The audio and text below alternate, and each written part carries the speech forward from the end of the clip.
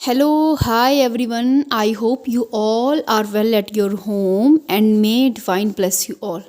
My dear masters, welcome you all into we group of healing and thank you so much मेरी video को देखने के लिए, सुनने के लिए और इसे समझने के लिए। डियर मास्टर, अगर आप नए हैं तो please do like share subscribe my channel. Masters, आज से हम स्टार्ट करने वाले हैं कुंडलिनी सीरीज़ हैं। आई ऑलरेडी टोल्ड कि कुंडलिनी के बारे में हम चर्चा करेंगे डिटेल में। तो यहाँ पे जो भी मैं कुंडलिनी की चर्चा कर रही हूँ तो मैं यहाँ पे बता देना चाहती हूँ कि मैंने कुछ 3 से 4 डिफरेंट स्क्रिप्चर से ये पढ़ा है। मैं बहुत टाइम से मेडिटेशन कर रही हूँ बट ऑनेस्टली मुझे अभी तक कुंडलिनी का कोई एक्सपीरियंस नहीं है। बट येस, लास्ट वीक से मैंने चक्रा ध्यान स्टार्ट किया है खुद पर। If I get some result उसके बाद ही फिर मैं आपको एक्सप्लेन कर पाऊँगी माई एक्सपीरियंस, राइट। अभी मैं जो भी यहाँ पे बता रही हूँ ये एज़ पर स्क्रिप्चर है, और स्क्रिप्चर्स में भी मेनली मैंने रुद्रमाले का जो गौरी तंत्र मतलब शिव पार्वती के का जो संवाद है उसमें जो कुंडलिनी की चर्चा की गई है उसको मैंने मेन फोकस किया है, क्योंकि मुझे वो सबसे ज़्यादा ऑथेंटिक ही लगा, राइट। तो उसी के बेस पे हम कुंडलिनी की पूरी सीरीज़ पे हम चर्चा करेंगे मास्टर। तो सबसे पहले आइए समझ लेते हैं कि व्हाट डज कुंडलिनी मीन। तो कुंडलिनी जैसा कि आप सबको पता है, क्योंकि बहुत हॉट और हिट टॉपिक है। मोस्ट ऑफ द पीपल इस बारे में बहुत क्यूरियस रहते हैं जानने में, what is kundalini, kundalini etcetera etcetera. तो एज़ आप सब जानते हैं कि जानते होंगे, नहीं भी जानते तो आई ऐड कि कुंडलिनी क्या है। एक हमारी जो रीढ़ की हड्डी है उसका जो टिप है, डाउन बेस है, जहाँ पे हम बैठते हैं वो जो उसका टिप है वहाँ पे मूलाधार चक्र है। We all have 7 chakras. तो वहाँ पे है मूलाधार चक्र, और उस मूलाधार चक्र में डॉर्मेंट एनर्जी है। डॉर्मेंट माने सोई हुई, जो कि अनकॉन्शियस है। अनकॉन्शियस एनर्जी है मूलाधार में। उसी अनकॉन्शियस एनर्जी को कहा गया है कुंडलिनी, राइट। तो कुंडलिनी डिफरेंट टेक्स्ट में मास्टर, एक टेक्स्ट नहीं बहुत सारे टेक्स्ट में कुंडलिनी की चर्चा करी गई है, लेकिन डिफरेंट टेक्स्ट में कुंडलिनी को अलग अलग वे में बताया गया है। जैसे अगर मैं बात करूं शक्तिज्म, जो देवी महादेवी के जितने भी, देवी दुर्गा के जितने भी टेक्स्ट है उसमें बताया गया है कि कुंडलिनी इज़ सुप्रीम पावर। वही जो डिवाइन फेमिनाइन की जो एनर्जी है हमारी बॉडी में वो मूलाधार में स्टोर है, डॉर्मेंट फॉर्म में है, राइट। तो वहाँ पे ऐसा कहा गया है। तो अगर हम शिविज्म की बात करें, जो शिव महापुराण इत्यादि हैं, तो उनमें जब कुंडलिनी की चर्चा होती है तो ऐसा कहा गया कि मूलाधार में एक शिवलिंग है और शिवलिंग के चारों तरफ एक सांप है, सर्प है, जो 3 कुंडल मार के बैठा हुआ है, राइट। तो ये शिविज्म की स्टोरी है, राइट।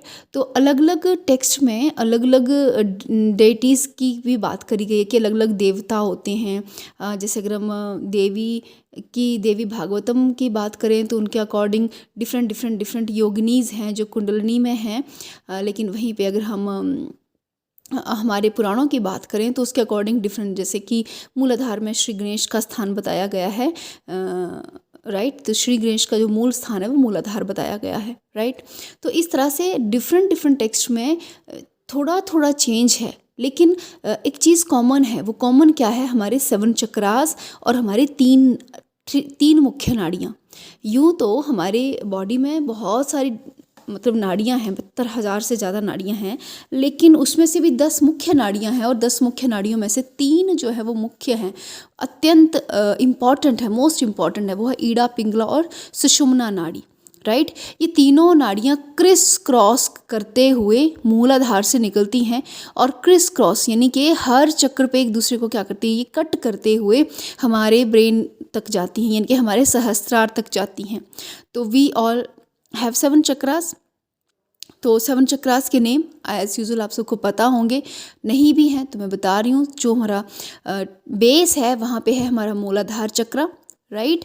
और उससे थोड़ा सा ऊपर जहाँ पे हमारे जेनाइटल ऑर्गन्स हैं वहाँ पे है, जहाँ से जेनाइटल ऑर्गन हमारे स्टार्ट होते हैं वहाँ पे है हमारा स्वाधिष्ठान चक्र। स्वाधिष्ठान चक्र ही वह चक्र है मास्टर जो जहाँ पे एक्चुअली कुंडलिनी एनर्जी का निवास स्थान है, क्योंकि kundalini energy is nothing but आदि शक्ति। आदि शक्ति मीन्स परा प्रकृति, जो कि क्या है, क्रिएटर ऑफ द यूनिवर्स है, जो कि क्रिएशन करती है।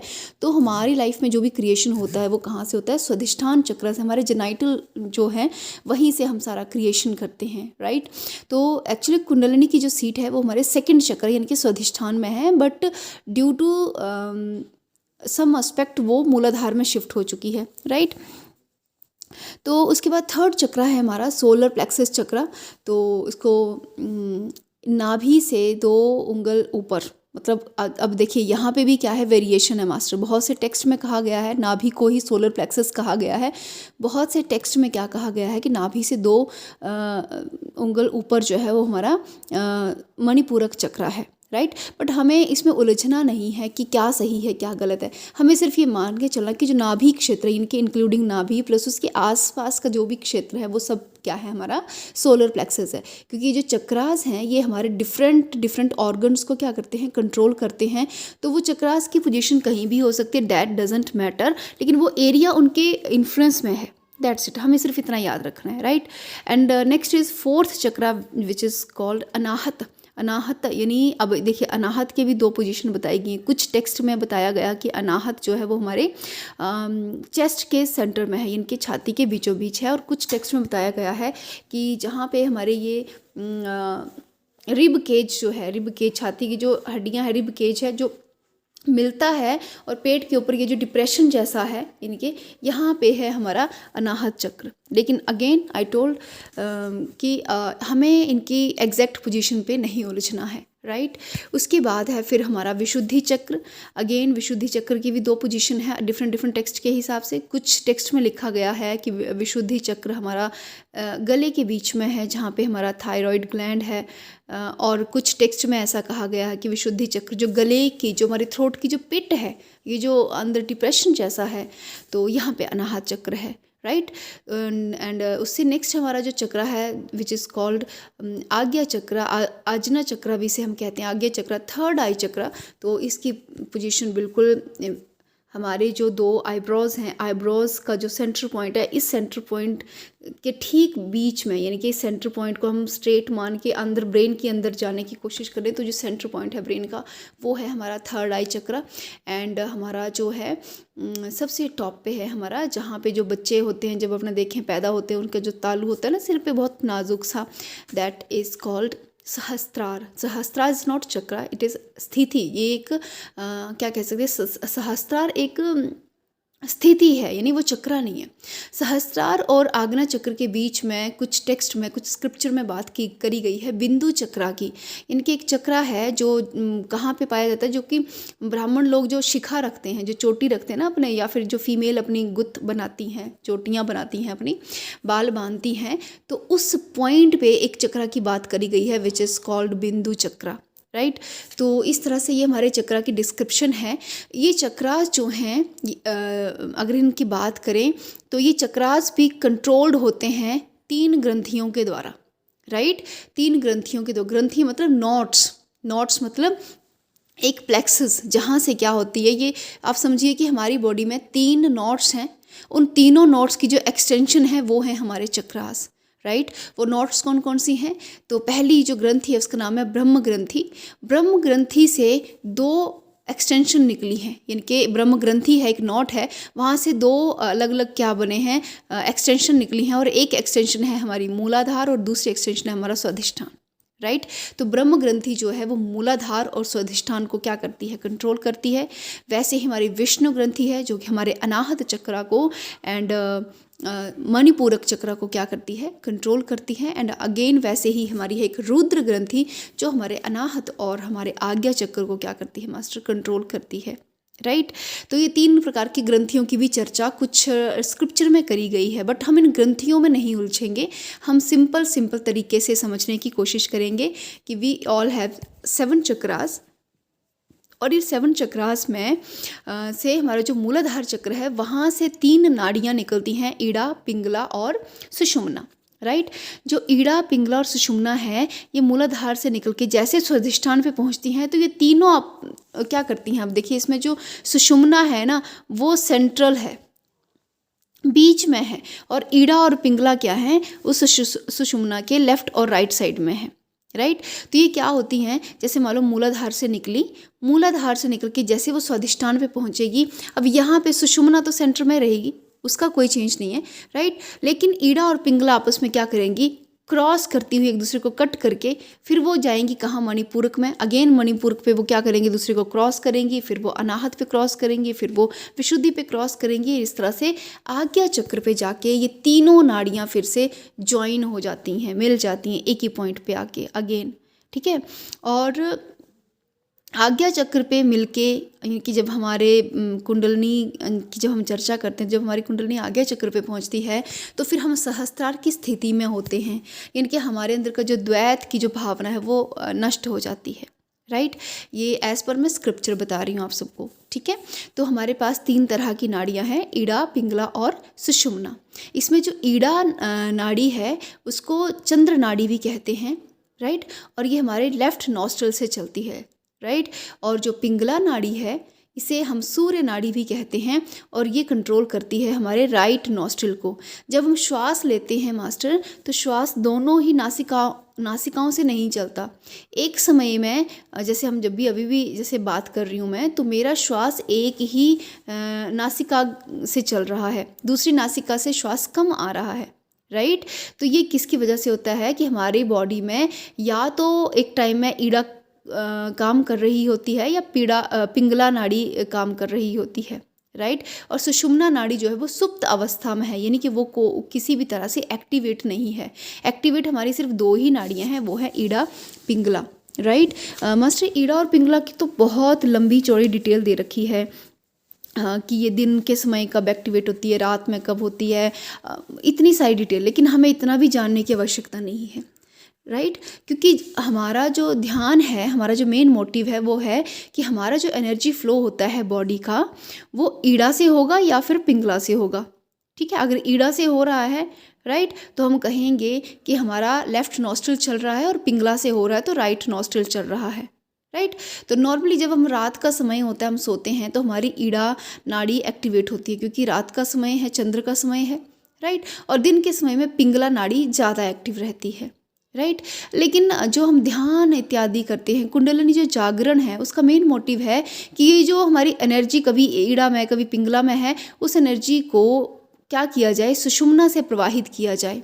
सुषुम्ना से प्रवाहित होने की प्रोसेस को ही हम कहते हैं कुंडलिनी जागरण, राइट। तो इसी प्रोसेस को हम कहते हैं कुंडलिनी जागरण। यही सारा जो है वो इसी के लिए सारा जो कहते हैं ना तामझाम किया जाता है कि हमारी जो एनर्जी है ना वो सुषुम्ना से होकर प्रवाहित हो, राइट। सुषुम्ना को देखो मास्टर, बहुत सारे स्क्रिप्चर में ईड़ा, पिंगला और सुषुम्ना को गंगा, यमुना और सरस्वती का नाम भी दिया गया है। सरस्वती नदी जो कि क्या है, गुप्त है, जो हमें नहीं पता, वेदों पुराणों में वर्णन है लेकिन हमें मिली नहीं है, तो सुषुम्ना को सरस्वती नदी ही कहा गया है, राइट। और हमारे ईड़ा और पिंगला को गंगा और यमुना कहा गया है।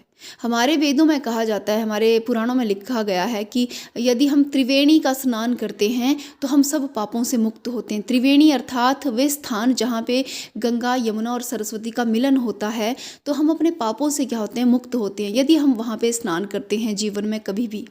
तो मास्टर वो तो एक मेटाफोर है। मेटाफोर मतलब वो बताया गया है कि त्रिवेणी में स्नान, अब त्रिवेणी में आप कितना मर्जी पाप करके अब गंगा, यमुना और सरस्वती आप जाके नहाएंगे तो आपके पाप नहीं धुलेंगे।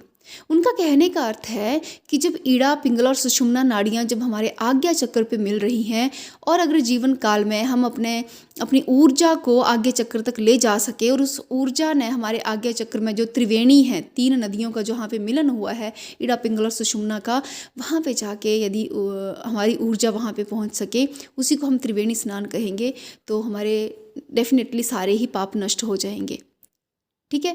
तो मास्टर जो हमारे वेदों पुराणों में जो कथा कहानियाँ हैं ना, ये बहुत इंटरेस्टिंग चीज़ें लिए हुए हैं, इसको हम तत्व ज्ञान कहते हैं। ये बहुत बहुत बहुत गहरे मीनिंग लिए हुए हैं, इन्हें हमें समझने की बहुत अधिक आवश्यकता है, राइट।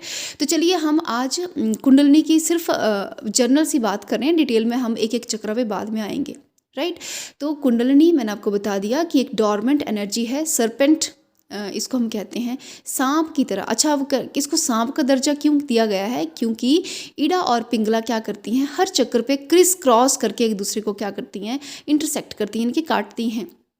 जब ये क्रिस क्रॉस करके काट रही हैं, राइट, तो क्या होगा, वो ऐसे लगे जैसे स्नेक होता है ना, कभी लेफ्ट कभी राइट कभी लेफ्ट, है ना। तो इसीलिए इसका जो दर्जा है वो किसका दिया गया है, हमें स्नेक का दिया गया है।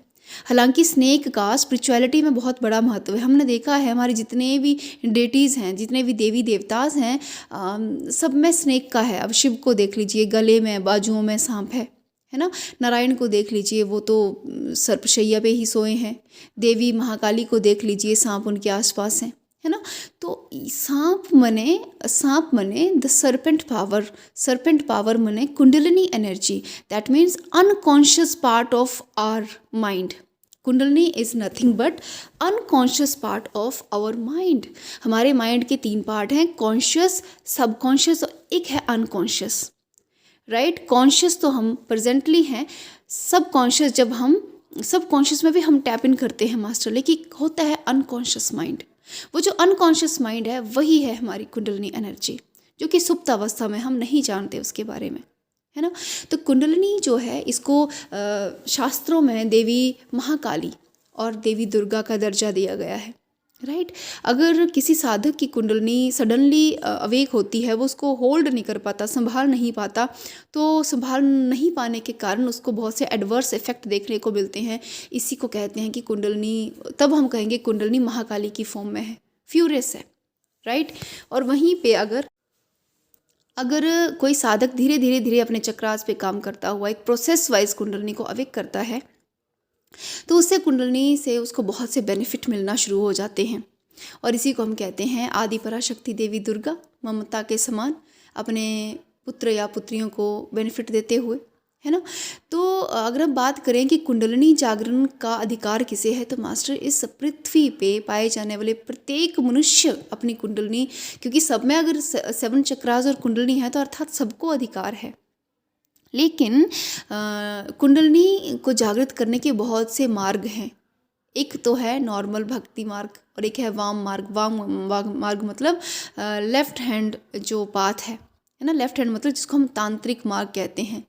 तो वो जो मार्ग है वो तो किसी गुरु के सानिध्य में ही अपनाया जाना चाहिए, क्योंकि tantra itself is powerful techniques. Right. तो वो तो गुरु के सानिध्य में जाना चाहिए। लेकिन अगर आप तंत्रा के उसमें नहीं चलना चाहते, अगर हमारे पास गुरु नहीं है, राइट, तो हम कुंडलिनी जागरण कैसे कर सकते हैं? देन मास्टर जो तरीका मैं अपना रही हूँ अभी, सरेंडर टू देवी माँ, क्योंकि kundalini itself is a divine feminine energy, है ना। तो अपने आप को उस आदि पराशक्ति को सौंप दीजिए। अपने आप को जब सौंप देंगे और उस पर विश्वास करके जब आप धीरे धीरे काम करेंगे अपने चक्रों पे, तो आई एम वेरी श्योर कि उसका बेनिफिट तो हमें ज़रूर मिलेगा। क्योंकि अभी मुझे कुछ ही दिन हुए हैं और आई रियलाइज़ कुछ चीज़ें जो हैं वो कहते हैं ना कि जो चीज़ें मुझे ऐसे लग रहा था मैं काफ़ी टाइम से हील हो चुकी हूँ, लेकिन अब मुझे बहुत सी ऐसी चीज़ें और नज़र आना शुरू हो गई हैं जिनको मुझे अभी और भी ठीक करना है। तो इट इज़ मे बी क्योंकि मैं अपने इस चीज़ पे काम कर रही हूँ। राइट।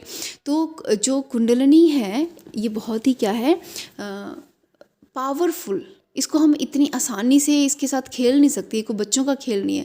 एक बहुत हाई, हम कह सकते हैं हाई वोल्टेज का इलेक्ट्रिक करंट है, जिसको संभालने के लिए हमें अपने शरीर को भी उतना रेडी करना पड़ेगा। तो इसलिए जब भी आप कुंडलिनी अवेकनिंग के बारे में सोचें, अगर आपको लगे कि मुझे अपने चक्रास पे ऐसे काम करने, क्योंकि इसके स्टेप्स हैं, हम फिर बात करेंगे डिटेल में। आज इंट्रोडक्टरी सेशन था तो उसमें बता दूं कि हमें बहुत पहले से अपनी बॉडी को रेडी करना पड़ेगा।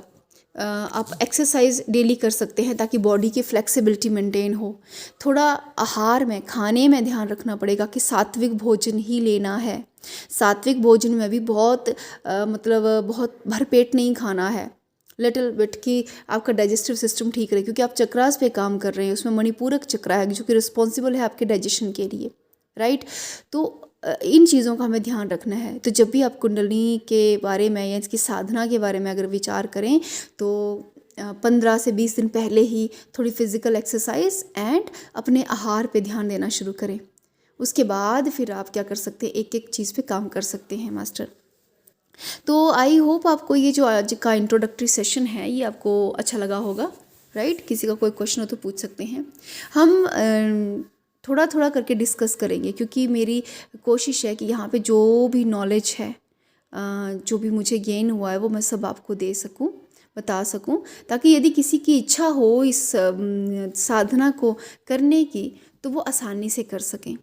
मास्टर याद रखिए, हमारे अंदर हमारा गुरु हमारे भीतर ही है, बस आपको विश्वास होना आवश्यक है ना। श्वास ही हमारा गुरु है और जब आप डिवाइन को सरेंडर करते हैं तो आपको किसी भी तरह का डर नहीं रह जाता, राइट। तो मिलते हैं इसके नेक्स्ट वाले पार्ट में, जिसमें हम बात करेंगे कि कुंडलिनी अवेकनिंग के स्टेप्स क्या